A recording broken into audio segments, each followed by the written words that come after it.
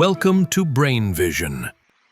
So a carbon-12 nucleus can be modeled as a composite of 3 alpha particles which are strongly bound. So the first thing we're going to do is calculate the binding energy of an alpha particle, keeping in mind that an alpha particle is a helium-4 nucleus. So the binding energy for an alpha particle is going to be Z, the atomic number, times the number of protons,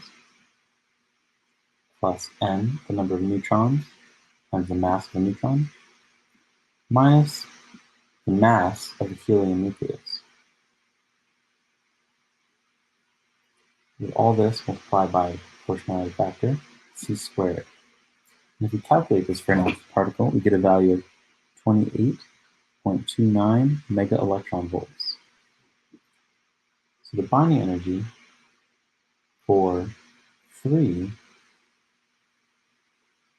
alpha particles will be 3 times this value, which works out to be 84.87 mega electron volts.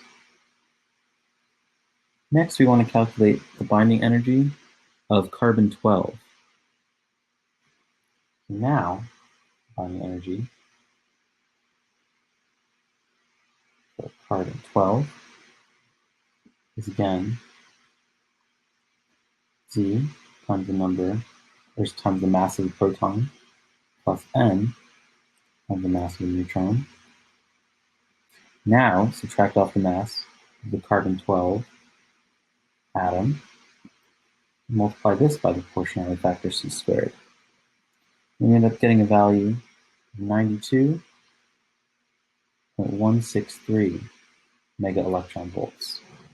And note that the binding energy of carbon-11 is greater than 3 times the binding energy of an alpha particle.